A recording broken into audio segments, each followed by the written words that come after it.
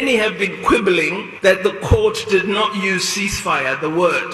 But all the orders that they gave can only be acted upon if there is a ceasefire. The ICJ had confirmed that an occupying power cannot rely on the right to self-defense, as stated in Article 51 of the UN Charter. It's not two equal free states fighting each other. It is an occupier fighting those they have occupied and essentially slaughtering them. If the case proceeds as we anticipate, and it is found that Israel committed genocide, all those who were complicit are as guilty as Israel. For the first time in 75 years, Israel is being held accountable by an institution. For the first time, we have opened up for the world to see. We, South Africa. But now, the lies have grown even bigger. They're now accusing UN workers of having played a role in the October 7 attack by Hamas. And so they have stopped funding to the UN agency that was supporting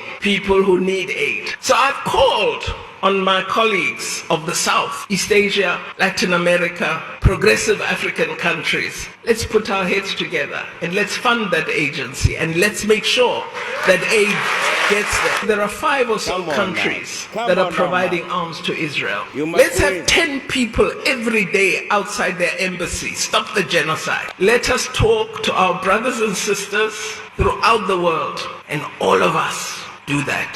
It will make a mark. There must be a two-state solution, and that it cannot be based on non-contiguous pieces of land. That's not a state. That's a Bantustan. That's not what we support. When you take on a cause, you must expect that there will be retribution. So what do? You strengthen your power of protest. We need to compel. We need to persuade. We need to act.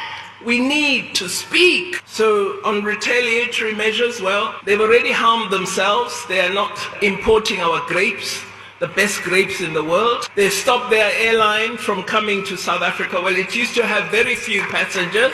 But what we need to look to are our biggest trading partners and make sure that they continue to trade with us. And we also need to speak to countries with which we do not yet have large trade volumes, such as countries in East Asia. We've got to begin trading much more with Indonesia, with Philippines. We've already started with Malaysia, because if we rely on our traditional partners, we know that they don't support the ideology and the political positions that we have taken. Yes, when you are in a mighty battle, you look for victory after victory after victory. Some may be small, others might be big, but don't undermine any step.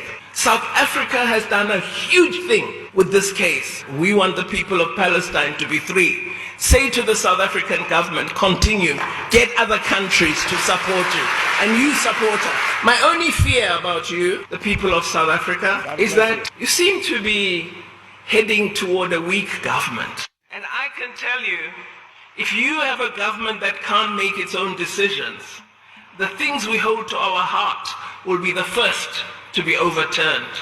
So watch out. Ensure there's a government that is able to take decisions and execute them. This is our duty. God bless you. God bless you. God bless you.